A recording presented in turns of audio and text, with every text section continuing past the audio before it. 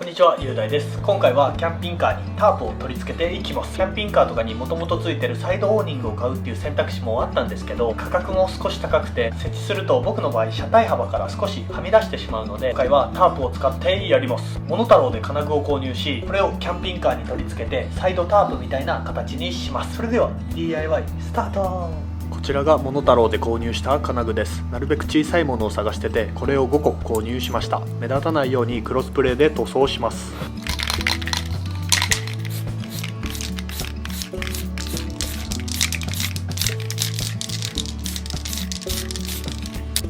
はい、タープは DD タープの 4×4m にしました。キャンピングカーの小屋の長さが約 4m なので 4m で探してて、タープを広げた時にいろいろな使い方もできるので正方形の 4×4m になりました。では早速取り付けていきます。タープがピンピンになるように位置を決めて金具を取り付けるだけです。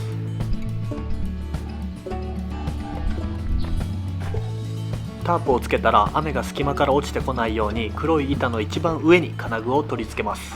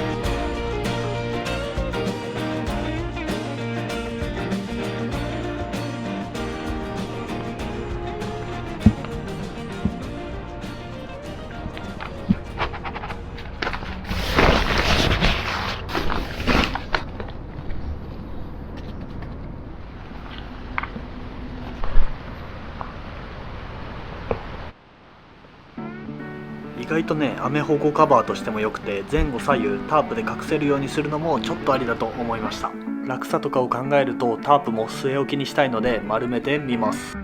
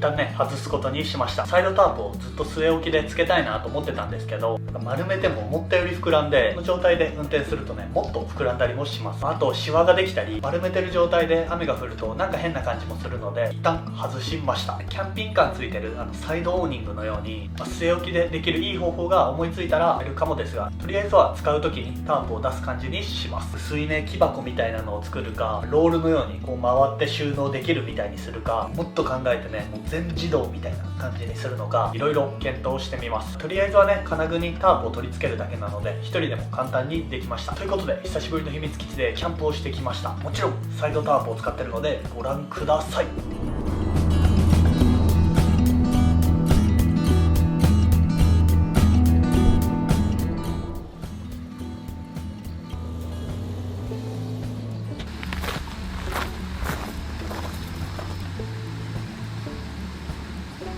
はい、取り付けてる時の撮影ができてなくていきなり完成映像ですが、こんな感じです。ポールを2本立ててロープで4箇所固定してるだけです。片側はキャンピングカーに取り付けれるので1人でも簡単に設置できました。ここは土が柔らかいので付属のペグだと弱かったので、後日長めのペグを購入しました。なので今回のタープはちょっと緩めになっちゃってます。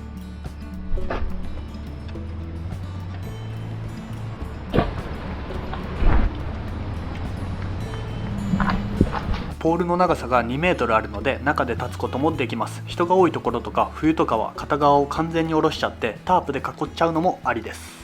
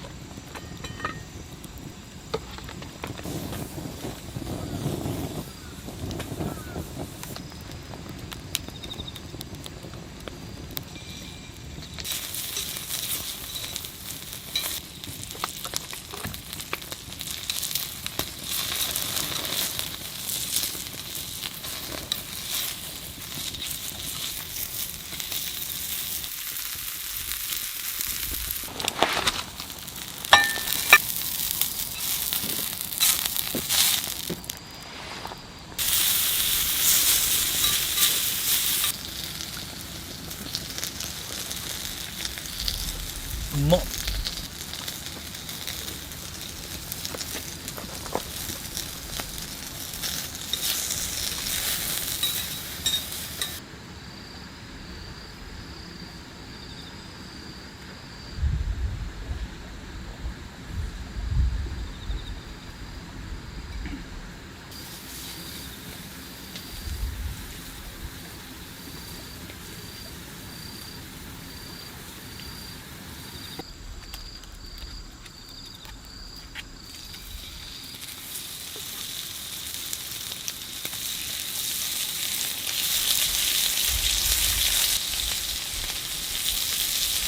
うまっ。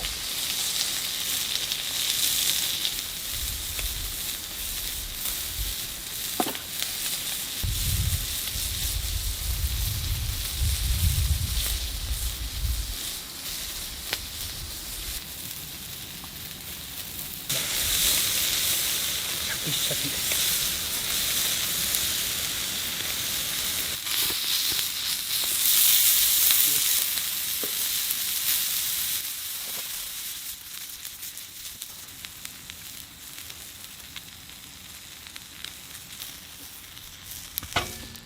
400g 以上食べたんで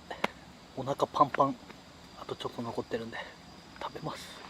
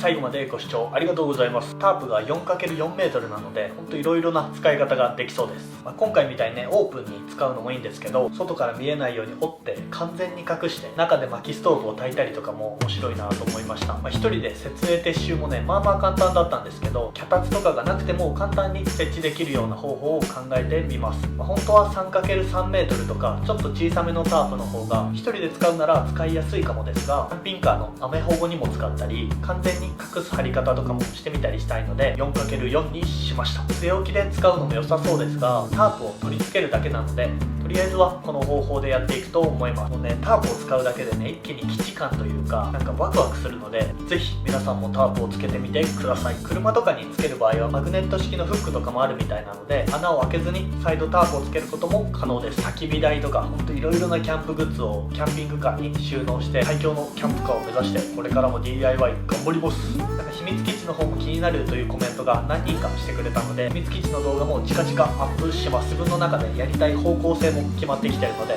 その辺も発表していきたいと思います。おしまいです。